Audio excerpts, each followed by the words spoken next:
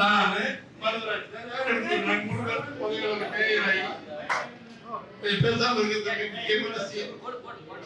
அவரு மருதராஜ் எப்படி இருக்கிறார், சீனிவாசன் எப்படி இருக்கார், விஸ்வநாதன் எப்படி உங்களுக்கு எல்லாரும் தெரியும். புதுசா கதை சொல்ல வேண்டியதில்லை. எல்லோரும் புரட்சி தலைவர் எம்ஜிஆர் தேவா, அம்மாவின் ஆசியார், எடப்பாடியார் அன்பால் இன்றைக்கு வளமாக எந்த கொள்கையும் 3 பேருக்கு மட்டும் கதை வேற. நாங்க பதவியில இருக்கோம்.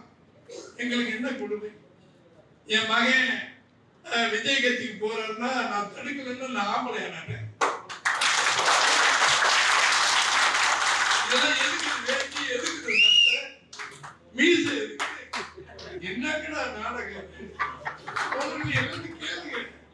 நேரம் வரல, அதனால பேசாம ஒரு ஆப்பர்ச்சுனிட்டி பெரிய சந்தர்ப்பத்தை எடப்பாடி தம்பி ராஜேந்திரன் மருதராஜுடைய தம்பி ஆண் மகன் எங்களோட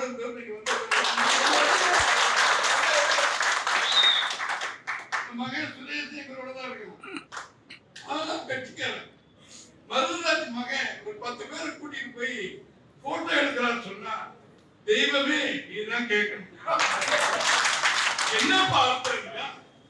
செஞ்சோட்டு கடல் 73 இருந்து வளர்ந்து ஒரு மேயராகி ஒரு மனுஷனாகி இந்த நாட்டுல வாரிய தலைவர் கொடுத்து எல்லாமே பண்ணி இறைவன் ஆகியிருக்கிற அம்மாவும் தலைவர் காலத்துல வந்திருக்காரு. நாங்கெல்லாம் மரியாதை சோறையில கூட மண்ணை தின்னு கூட பேசாம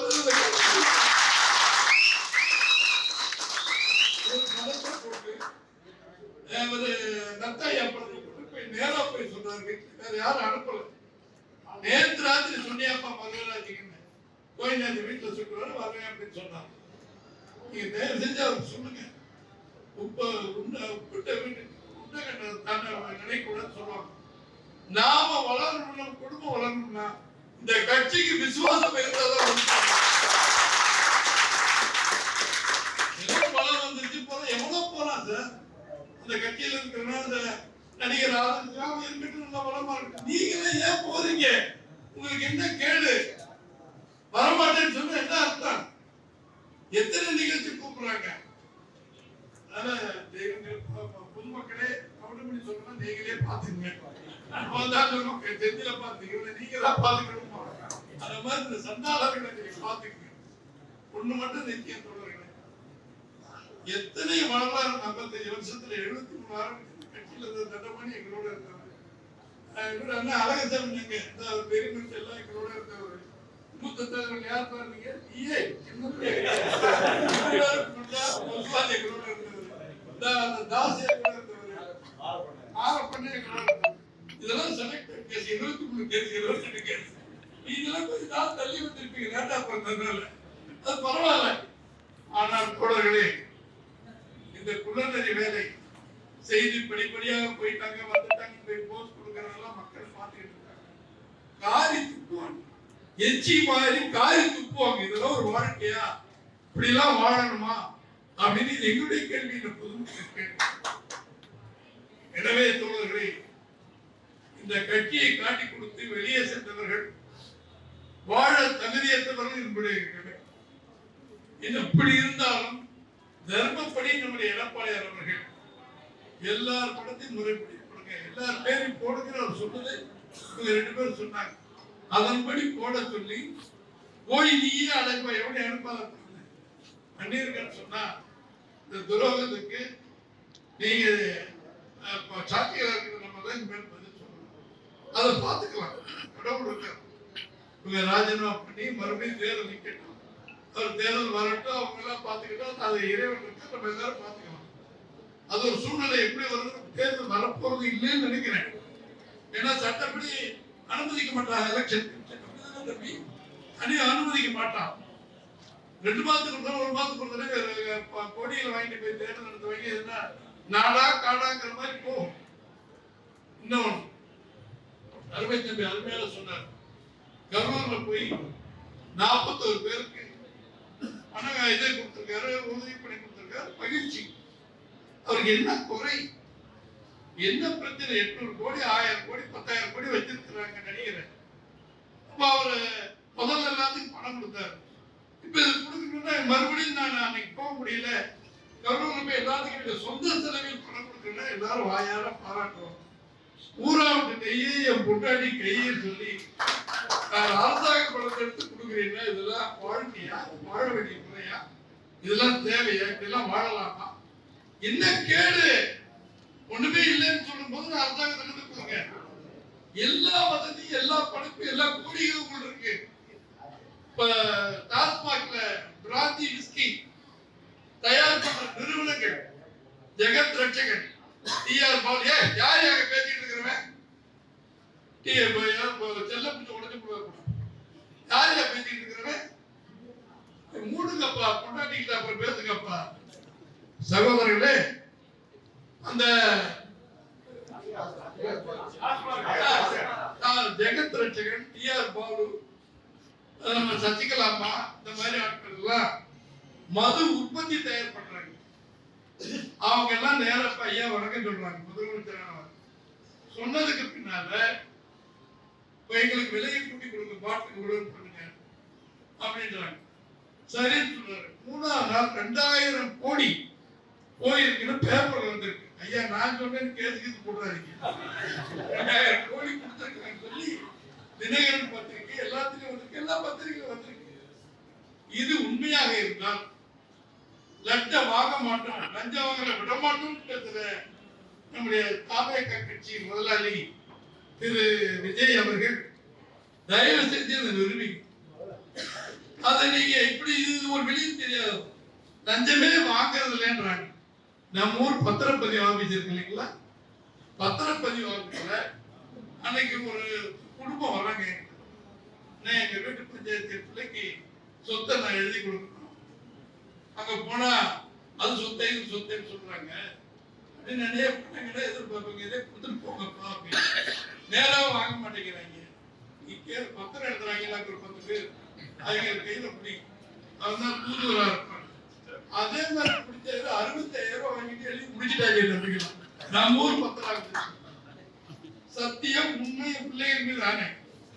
ஏன் இதை சொல்றேன்னா நடிக்கிறாங்க, லஞ்சம் வாங்க மாட்டோம். இப்ப எல்லாத்துக்கும் செயல வாங்குறாங்க. பிஏ இவங்களுக்கு லாபம் வாய்ப்பு. முதல்ல வேற மந்திரிகிட்ட கொடுத்தாங்க, கரெக்டா கொடுக்கணும். இப்ப இந்த மாதிரி பண்ணிட்டாங்க இல்லையா? அதனால எல்லா இடத்திலும் லஞ்சம் தலைவிரித்தாடுகிறது. நாடகம் சீக்கிரம் வெளியே வரும். ஒவ்வொருத்தரும் பாதிக்கும் போதுதான் சொல்லுவாங்க, நீங்க அந்த வேலைக்கு போய் தாசில்தார் ஆபீஸுக்கு மற்ற இடங்களுக்கெல்லாம் போகும்போது உண்மையை வெளியே வரும். அதனால இது யோக்கியமான ஆட்சின்னு சொல்லி வெளியே நடிக்கிறார் முதலமைச்சர். அது தவறு, நம்பாதீங்க. நம்ம யாருமே இங்கே குடும்பங்கள்லாம் அப்படியே இருக்கு. நம்ம பிள்ளைய பேரம் பேச்சு சொன்னாங்கன்னு ஓட்டு போட்டாங்க, நாசமா போச்சு. இனி மறுபடியும் எழ வேண்டும். உள்ளாட்சி தேர்தல் வருது. நீங்க எல்லாரும் கவுன்சிலர், சேர்மன், பஞ்சாயத்து தலைவர் அத்தனையும் நீங்க ஆகணும். அதுக்கு உங்களை ரெடி பண்ணிக்கீங்க. பணம் கொடுக்காம நாங்கள் புரட்சி செஞ்சோம் அப்படின்னு விஜய் பேசுறாரு. அது புரட்சி உண்மையானால் அதே பணம் கொடுக்காம நம்மளும் ஓட்டு கேட்போம். என்னதான் நடக்குதுன்னு பார்ப்போம். ஏன்னா ஒரு பெரிய ஏமாற்று வேலையா இருக்கு. திமுக கழகம் நம்ம 2 கட்சி தான், ஆளு கட்சி எதிர்கட்சி வந்துகிட்டே இருக்கும். நம்முடைய தமிழ்நாட்டில் திடீர்னு ஊடால இவங்க பாயிறாங்கன்னு சொன்னா மக்கள் நம்பிக்கை யாருக்கு தெரியும் போட்டது இவ்வளவு விதியாகி போயிருக்கு. அதனால இனி நம்ம எச்சரிக்கை இருக்கணும். நமக்கு ஓட்டு போடுற மக்களுக்கு வீடு பாருங்க. நீங்க என்ன செய்யணுமோ அதை பார்த்து செஞ்சு வெற்றி எடுக்கிற வேலையை பார்க்கணும். அதுக்கு தான் முக்கியமா அந்த நிகழ்ச்சி. தொழிற்சங்கத்தை வளர்க்கறது அவங்க கடமை. இந்த சாக்க வச்சுக்கிட்டு கட்சியை வளர்க்க வேண்டியது எங்களுடைய கடமை. கால வேணும் திடீர்னு போட்டு வாங்க போனா என்னத்துக்கு கூப்பிட்டீங்கன்னா போடாவில சாப்பிட. அதனால இது நம்ம எடப்பாடியோட செய்திகளை உங்களுக்கு சொல்லணும். இன்னைக்கு நீங்க தயவு செஞ்சு சிந்திக்கணும். எவ்வளவு ஆன்மீகமாக ஆண்மையாக கட்சியை எடப்பாடி நடத்துறாங்க. உதாரணம், எல்லாரும் போயிடாங்க, எங்களுக்கு மறுபடியும் மாவட்ட செயலர் கொடுங்க. அதை நீங்க சொல்லாதீங்க. மன்னிப்பு கேட்டீங்க, கொடுத்துட்டேன். மறுபடியும் வாங்க, என்னென்ன உங்களுக்கு பதவி நியாயமா அதை போடுவேன். எல்லோருக்கும் இவருக்கு நம்ம நத்தாயாவுக்கு துணை பொதுச் செயலாளர், நம்ம இவருக்கு வேலுமணிக்கு துணை பொதுச் செயலாளர், மற்றவங்களுக்கு அமைப்பு செயலாளர். இதெல்லாம் வேலை ரோட்ல போற வேலையாது. அமைப்பு செயலாளர்னா எவ்வளவு பெரிய வேலை, கட்சியில முக்கியமான பதவி. அது எங்களுக்கு வேணாம்னு சொல்றாருன்னா காலம் தான் பதில் சொல்லணும். அப்படி தர்மத்தின் தலைவனாக நம்முடைய எடப்பாடி நடந்துட்டு இருக்காரு. இப்ப கூட்டத்துக்கு அதெல்லாம் வரலீங்களே, உங்களுக்கு பேப்பர்ல எல்லாம் அறிக்கை கொடுத்துட்டாங்களே, நாங்க வர மாதிரி இல்லைன்னு சொல்றாங்களே, மறுபடியும் பேரெல்லாம் படமெல்லாம் போட சொல்றீங்கன்னா நான் பொதுச் செயலாளர், நான் சொல்றதை கேளுங்க, போடுங்க. சரிங்கன்னு போட்டோம். நீதிபதி நீங்க இருக்கீங்க பாக்குறீங்க, வரல தீர்ப்பு ஐயா எழுதுவார் பொதுச் செயலாளர். பார்ப்போம் ஒவ்வொரு மாவட்டமா இப்ப கூட்டம் நடத்தி 31 மாவட்டத்தை முடிச்சுட்டாரு. நாளைக்கு மறுபடியும் ஆரம்பிக்கிறார் ஒவ்வொரு மாவட்டம். அந்த 30ஆம் தேதிக்குள்ள தமிழ்நாடு முழுவதும் உள்ள மாவட்டத்தினுடைய கோரிக்கைகளை கேட்பார். சி.வி. சண்முகம் சொல்றார், பொதுக்குழுவை போட்டு உன்னுடைய ஆண்மையை காட்டுங்கிறார். ஆண்மையை காட்டுறதுனால மிதுன்னு ஒரு பையன் வச்சிருக்காரு. ஆண்மை இருக்குது அவருக்கு, பையனோட இருக்கிறார். ஆனா அவரு சொல்றாரு, பொதுக்குழு கூட்டம் என்ன பண்றாரு, தலைவர் செயலாளர் ஒரு 5 பேர் பேசுவோம். அவர் என்ன முடிவு எடுத்தாரு, மாவட்டம் முழுவதும் போடுறேன் 100 பேர் பேசுகிறாங்க, 50 பேர் பேசுறான். ராணிப்பேட்டை ஒரு மாவட்டம், 4 நாளைக்கு நடந்துச்சு. அங்க போன வீரமணி ஒரு மாவட்ட செயலாளர், கோடீஸ்வரன் பெருமையில கோடீஸ்வரன் இப்போ பல கோடிக்கு அதிபதி. அவர் மேல சொத்து குவிப்பு வழக்கு நடக்குது. அவரு எதிர்த்து பையன் பேசுறான், ஐயா எங்களுக்கு தமிழரசனை ஒரு பொதுச் செயலாளரை போட்டிருக்கேன், நன்றி. ராணிப்பேட்டையில் அதே மாதிரி சேலத்துல இருந்து தம்பி பேசுறது, இவரை தனபாலம் போடுறதுக்கு நன்றி, அவர் போடுறது நன்றி. அப்புறம் இந்த வழக்கணைகள் போடுறதை பத்தி கவலைப்படாதீங்க, வீரமணி அந்த வெங்காயம் எல்லாம் போடுறதை பத்தி ஈர வெங்காயம் கட்சி வந்து கொண்டாடி வைங்க. இந்த ஆளு போன இன்னும் பேசுன்னு கேவலமா ஒவ்வொரு ஊரிலும் சி.வி. சண்முகம் பசுபதியில் ஒரு மாவட்ட செயலாளர் ஆணித்தரவணிக்கிற அவருக்கு நம்ம கூட்டம் போடுறோம். இது நம்ம கூட்டம் நீங்க எல்லாம் வரீங்க, இங்க வந்துட்டு ஏண்டா கூட்டம் போறீங்க, ஏண்டா கூட்டம், ஏண்டா மருந்து ஆம்பளை வந்து கேள்வி கேட்டு பேசலாம் இல்ல, வந்து பேசுறது தப்பு. ரிசுனாலே சொல்றேன், மருதராஜன் வந்து எடப்பாடியார் தப்புன்னு சொல்லிட்டு பதில் சொல்லுவோம். எதுவுமே இல்லைங்க. இவங்க வந்து வீடு தேடி பார்க்கணும்னா நன்றி கொள்வார், தெய்வம் நின்று கொள்ளும், நிச்சயமாக ஒவ்வொரு மாவட்டம் துடிக்கிறான் சார். விஜயபாஸ்கர் அங்க புதுக்கோட்டை போனாங்க, தம்பி இவர் இப்படி கூட்டம் எப்படி எனக்கு பார்த்துருப்பா, அதே மாதிரி இங்க பண்ணுங்க போனா இந்த பயலை வச்சு நாங்க பட்டம் ஒரு சின்ன பையனுக்கு மருத்துவர் அணி இது என்ன டாக்டர் பட்டம், டாக்டர் நல உதவி மக்கள் நல்வாழ்வு ஹெல்த் டிபார்ட்மெண்ட் அடிச்சு பிச்சுட்டாங்க. புதுக்கோட்டை மாவட்டம் பூரா கொஞ்சம் வந்து தாங்க எடுத்துக்கிட்டாங்க, கிரசர் எடுத்துட்டாலும் சரி, அதை எடுத்துட்டாலும் இது எடுத்தாலும் சரி, அவ்வளவு வைத்தியத்தை பண்றாங்க. இந்த போனவருடைய வழக்கு பரம செலவு ஆரம்பத்தில் எப்படி இருந்தார்கள், இன்றைக்கு எடப்பாடியை குறை சொல்லி போய்கிட்டு இன்னைக்கு எவ்வளவு வசதியா இருக்காங்க. இந்த சொத்தெல்லாம் எப்படி வந்துச்சு, எப்படி கொள்ளையடித்தீங்க, எப்படி லஞ்சம் வாங்கினீங்கன்னு கண்டுபிடிக்கிற எல்லாருமே சொத்து வழக்கு இருக்கு. ஏற்கனவே திரு விஸ்வநாதன் மேல சொத்து வழக்கு இருக்கு. வர வேண்டியவங்களுக்கு தான் வந்துடும், அது நடக்கட்டும். நம்முடைய பணிகள் புரட்சி தலைவர் எம்ஜிஆர் நம்பி நம்ம வந்தோம். அப்புறம் அவரையும் சேர்த்து அம்மாவை நம்பி நீங்க வந்தீங்க. இப்போ இந்த 10 வருடம் 16க்கு பின்னால மாண்புமிகு எடப்பாடியாரை நம்பி இருக்கிறோம். எடப்பாடியார் ஆட்சி கூட இருந்து பார்த்தவன் அமைச்சராக இருக்கிறோம். அம்மா அவங்க ஜெயலலிதா அம்மா, ஓபிஎஸ், அதுக்கு அடுத்த பேர் என் பேர். அதே பொறுப்பை அதே சீனியாரிட்டி மாண்புமிகு எடப்பாடியார் அவர்கள் முதலமைச்சர் பொறுப்பேற்று அவர், அதுக்கு அடுத்து என் பேர், அதுக்கு அடுத்து மற்றவங்க.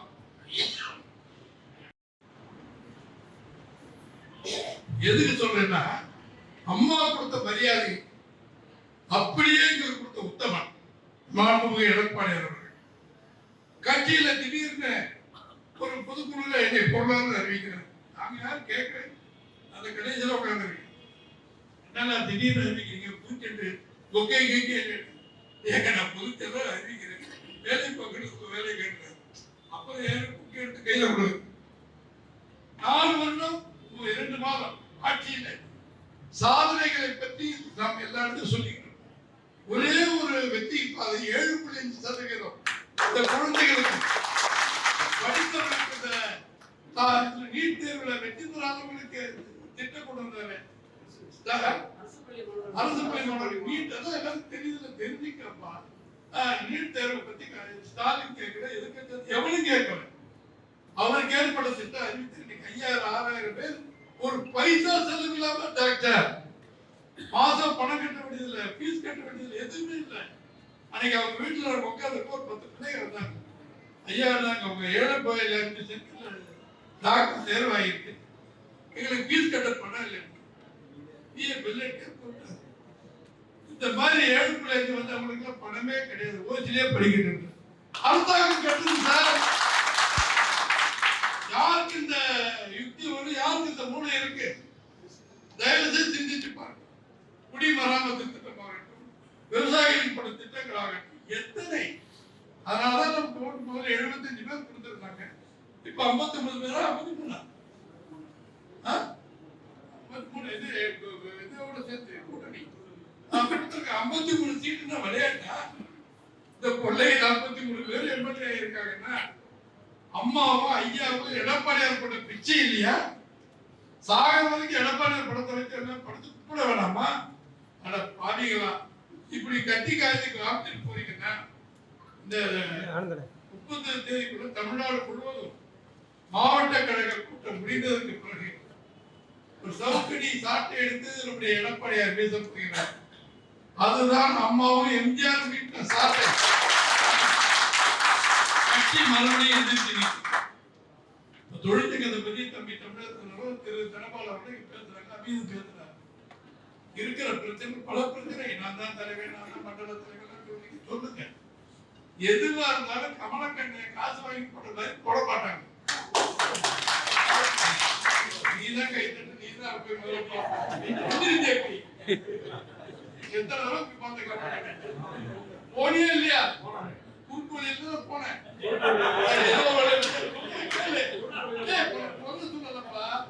பணம் கேட்டது உண்மை, பணம் கொடுத்து உண்மைதான் இருந்தாலும் அதுக்கு உதாரணம் நானே சொல்ல, நீ உட்கார. அபிராமி இதுல சங்க தலைவர் இவங்க வந்திருக்காங்க. இவங்களை எழுதி கொடுக்குன்னு சொன்னாக்கா அங்க அனுப்புனாக்கா கமலக்கண்ணை அனுப்பணும். ஆனா என்கிட்ட கொடுங்க, இதுக்கு நான் சொல்றது இருக்கக்கூடாது, ஐயா நீங்களே இனே நீங்க பொதுச்செயலாளர் இப்படி சொல்றேன்னா தெரியல, என் பேர் கெட்டு போச்சுங்க. அப்புறம் இவங்க லிஸ்ட்ல எடுத்துட்டு போய் தலைவர் கொடுத்து அடுத்த நாள் அறிவிச்சுட்டு அபிராமி கூட்டுறவு சங்க தலைவர் உட்கார்ந்து தம்பி. அதே மாதிரி ஆப்ப சங்க தலைவர் சகாய கோஷ்டி 10 கோஷ்டியா இருந்தாங்க. ஏழாம எல்லாத்தையும் உட்கார பேசி சமாதானப்படுத்தி ஒரே ஆட்டம் தொழிற்சாங்க திண்டுக்கல் மாவட்டத்தில் சூப்பர் நல்லா பண்ணிட்டு இருக்காங்க. அதை கமலக்கண்ணிகிட்ட கொடுத்தேன். ஆனா இது அதே மாதிரி செஞ்சிருக்கேன். நேரம் எடப்பாடியார் கொடுத்து அடுத்த நாள் அறிவிச்சிட்டாங்க. ஏன் சொல்றேன்னா, ஏற்கனவே இந்த கமலக்கண்ணன் பொதுச் செயலாளர் பதவிகள் போடுவதற்கு லஞ்சம் வாங்கினார் என்பதை தெரிந்துதான் அவரை ஒதுக்கி வச்சிட்டார். எப்படா சூழ்நிலை வந்து பார்த்தாரு, தம்பித்ரா தமிழகத்துல போட்டாரு, தினபாலம் போட்டாரு.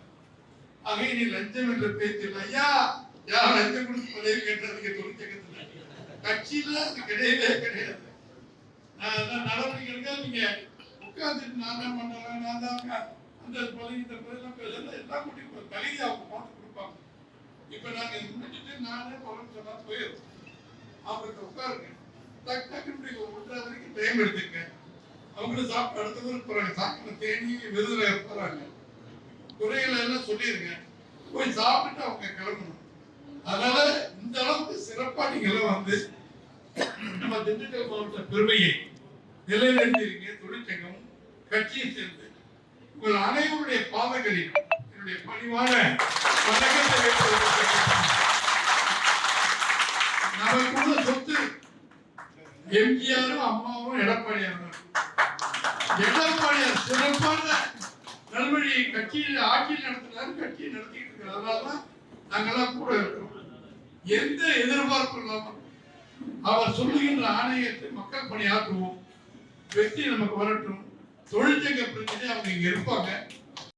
திமுக கழகத்தினுடைய பெருமையும் அண்ணா தொழிற்சங்கத்தினுடைய நிலையையும் எதிர்கட்சிகளுடைய நிலையையும் அடுத்து நாம் என்ன செய்ய வேண்டும் என்பதை பற்றி ஒவ்வொரு மாவட்டமாக சென்று பம்பரமாக சென்று பணியாற்றி வந்து இன்றைக்கு பதவியை இருக்கிற அன்பிற்குரிய பேரவையுடைய மாநில செயலாளர் என் பாசமிகு தம்பி திரு தமிழரசன் அவர்களே,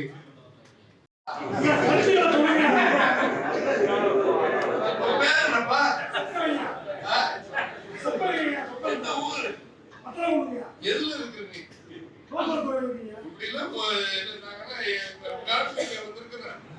புத்திமதியெல்லாம் சொல்லாதே, உட்காரியா பெரிய கருத்து அது சொல்லலாம். எங்களை சொன்னதா உங்களை சொன்னாங்களா? கூட்டு வந்து பல தலைவர்கள் தானே. யாரு உனக்கு சொன்னது? யாரு உனக்கு? யார் அவர் வந்திருக்காரா? அவர் பேர் என்ன? உனக்கு தகவல் சொன்னது யாரு? யார் தலைவர் செயலாளர் எங்க இருக்காங்க? அவங்களா வந்திருக்காங்களா? அவங்க ஒரு நாளே சொன்னதான மரியாதை பண்ணுவாங்க. பொட்டாடி எங்க சோறாக்கி வச்சுக்கிறா? எங்க போட்டு போடுறாங்க, வேலை இல்லாம கருத்துக்களை அப்படிலாம் அதிகாரம் பண்ணாது. குண்டு விளையாடுறதுக்கு வந்துருக்காங்கல்ல, கருத்துக்களை சொன்னதான் வந்தாங்க. கேட்டுக்க, சந்தேகம் இருந்தா மைக்கு போட்டு கொடுத்து நீ பேசிக்க, சரியா? குழப்பம் பண்ணாதுப்பா.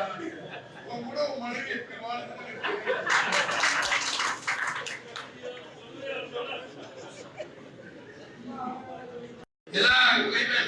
வணக்கம் போடுற நேரத்துல பல செய்திகள்.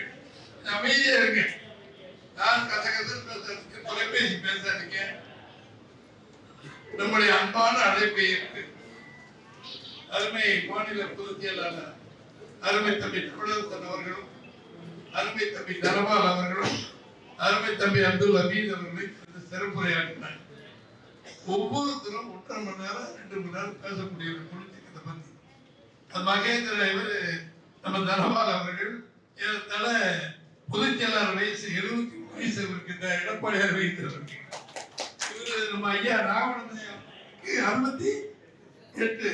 மாப்பிள்ள உங்களுக்கு 2 பேரும் எடப்பாடியார் ஜோடி. எனக்கு ஜோடியர் தான் அவங்க, அதனால ஒன்றும் பிரச்சனை இல்லை. என்னன்னு சொல்றேன்னா, இந்த ஒரு சூழ்நிலையில ஒரே கல்லில் 2 மாங்காய்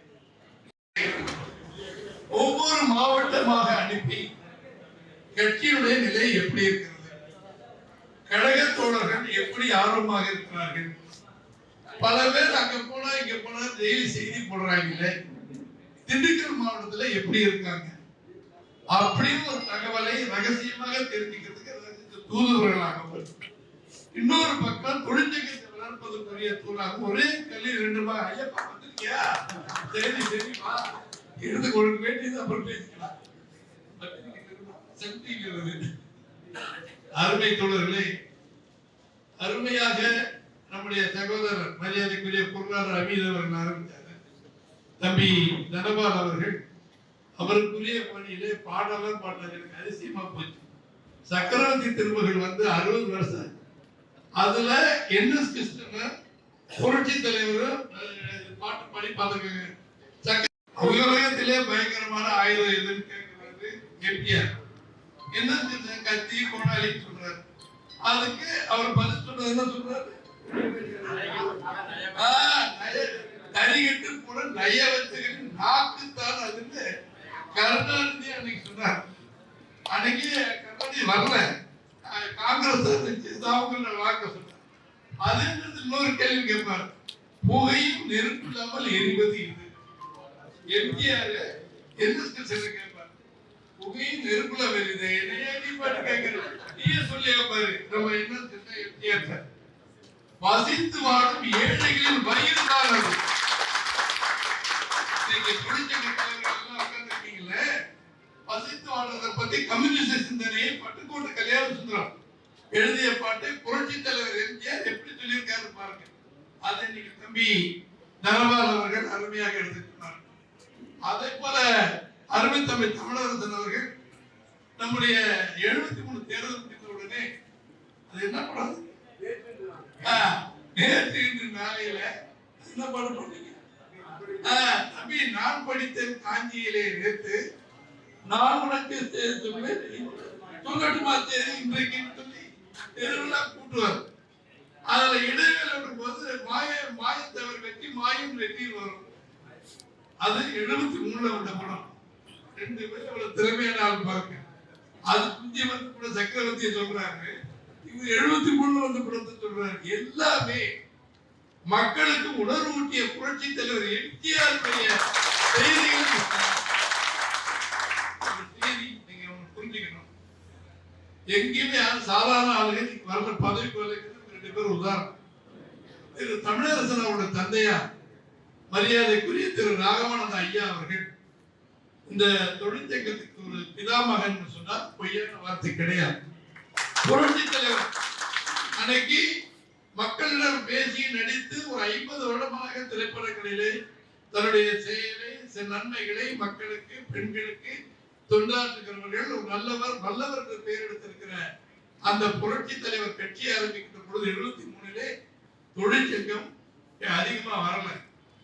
அப்ப நம்முடைய அறிஞர் அண்ணா அவர்கள் 69 அவர் சிகிச்சைக்காக அமெரிக்கா போறார்.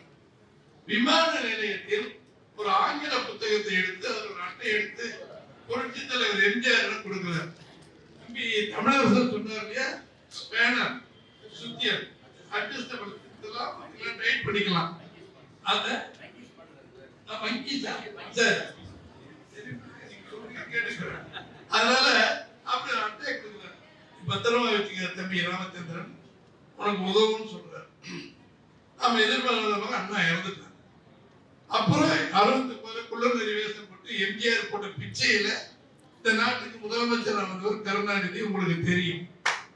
அதுக்கு பின்னால 70 இருந்து 72 73 வரைக்கும் எங்கு பார்த்தாலும் லஞ்சம் கொள்ளை.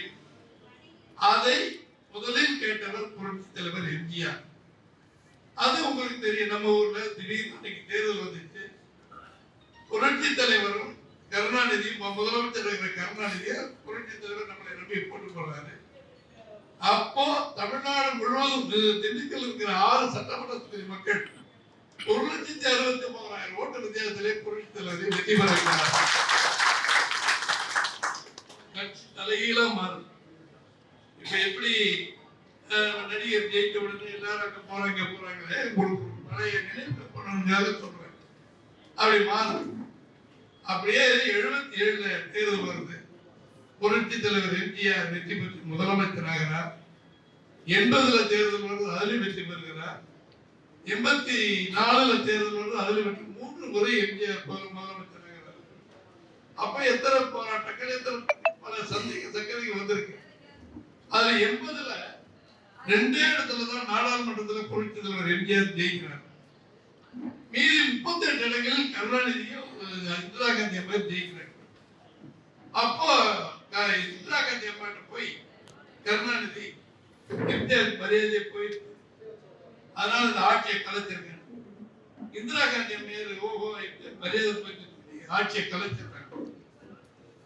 முதலமைச்சர் இருந்த எம்ஜிஆர் 134 இடத்துல நின்று ஜெயிச்சு தனி பெரும்பான்மையில் நிற்கிறார்.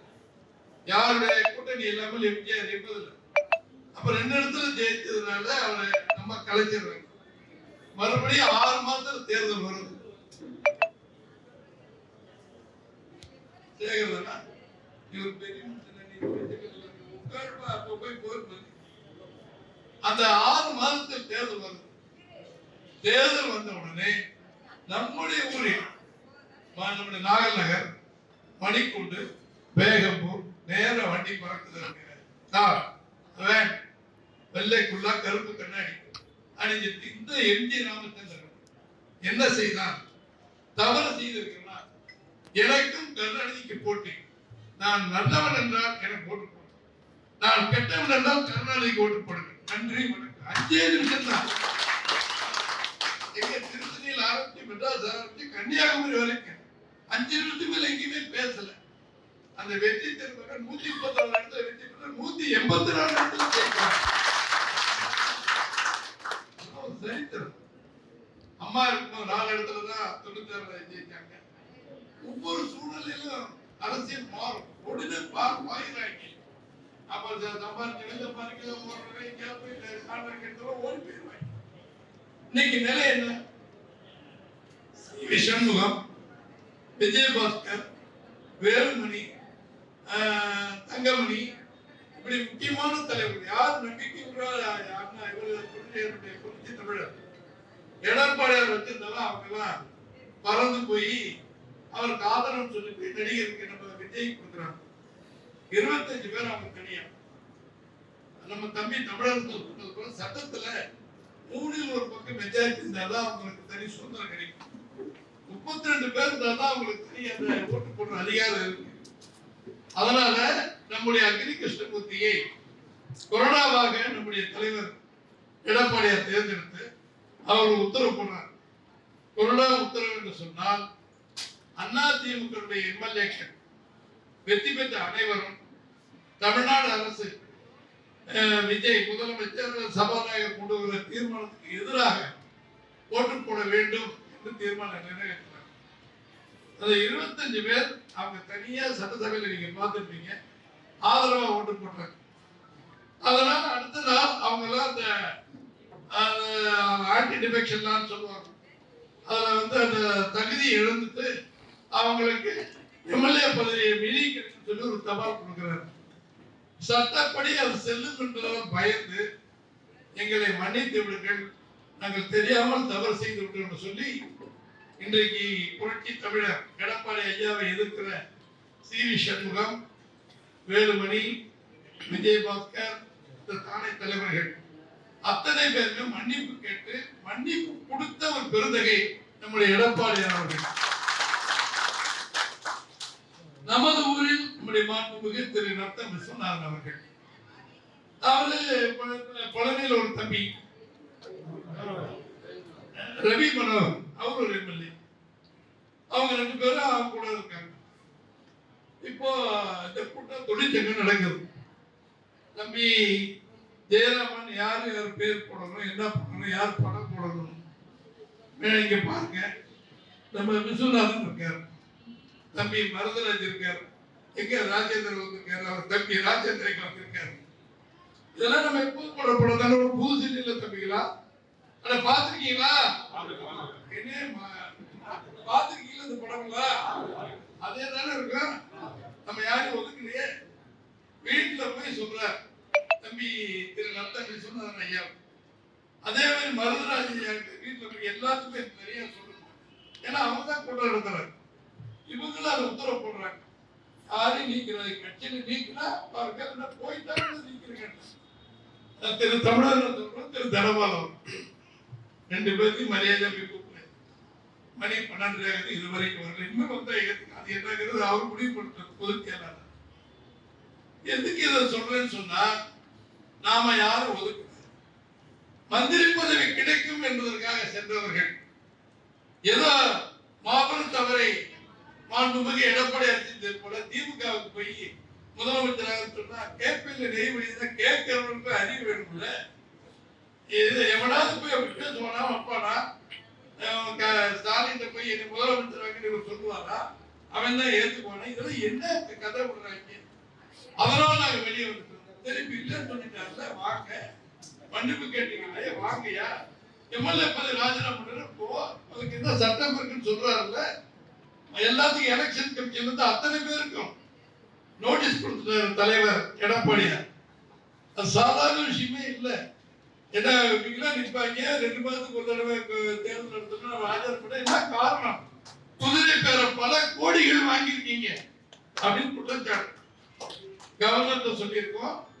அவர்கிட்ட சொல்லியிருக்கு சட்டம் என்னவோ கடமையை செய்யும். காலையிலிருந்து பெரிய இது ஒட்டிக்கிட்டு என்ன யார் நீங்க எந்த ஊரு? வத்தல கூட வத்தல்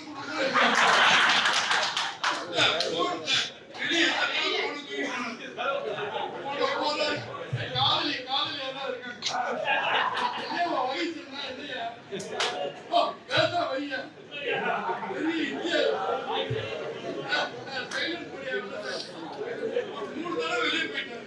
இப்போ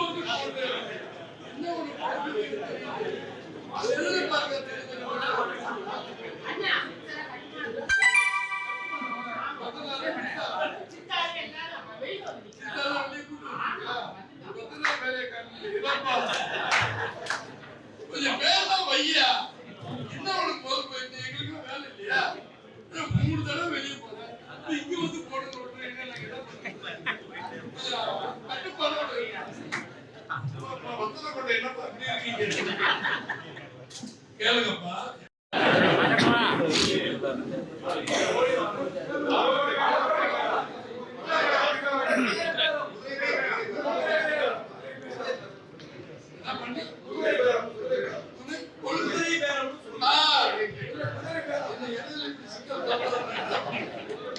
குதிரை பேரம் பல கோடிகள் இப்ப வெளியில வர்றது 30 கோடி 100 கோடி 50 கோடி எல்லாம் பண்ணிருக்காங்க.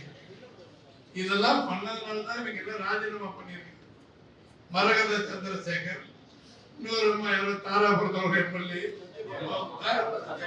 சத்யபாமா, பெருந்துறை எம்எல்ஏ ஜெயக்குமார் ராஜினாமா பண்ணிட்டு அடுத்த அவங்களுக்கு எம்எல்ஏ கொடுத்து சீட்டு வாங்கிக்கிறாங்க. என்னங்கடா ஊரா நாடா என்ன ஒண்ணுமே புரியாம போச்சு. தோப்பாங்களா இவர் சொன்ன உடனே ஓட்டு போடுவாங்களா, மறுபடியும் இவங்கெல்லாம் மந்திரி ஆகிறதுல அப்பதான் புரட்சி எழுவோம். நீங்க பாருங்க, தமிழ்நாட்டுல நம்ம ரெட்டரைக்காரங்க உழைச்சி தீவிகள் எம்எல்ஏங்கன்னா நீங்க போய் ராஜினாமா பண்ணுவாங்கன்னா மறுபடியும் தேர்தல் நிற்பாங்களா, ஓட்டு போடணுமா, மந்திரி ஆயிடுவாங்க. தோழர்களே, இந்த மாதிரி பண்றவங்க எந்த தொகுதியில் இருந்தாலும் என்னென்ன இருக்கு அத்தனை எடுத்து அடிங்க. வெற்றி பெற விடக்கூடாது. அதை நீங்க முடிச்சு நன்றி கட்ட நாய்கள்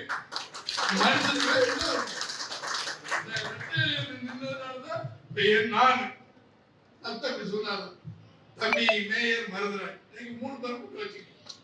72 இருக்காரு, நான் இருக்கேன், தம்பி மருதுராஜ் இருக்கேன், மேயர் ஆயிட்டாரு, நான் இருக்கிறேன், தம்பி சொன்னார் இருக்கேன்.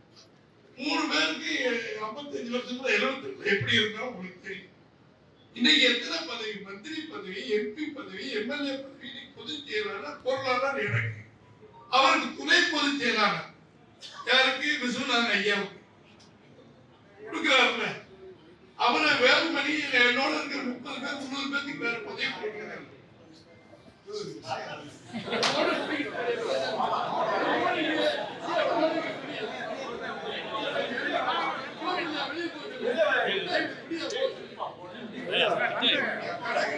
அலை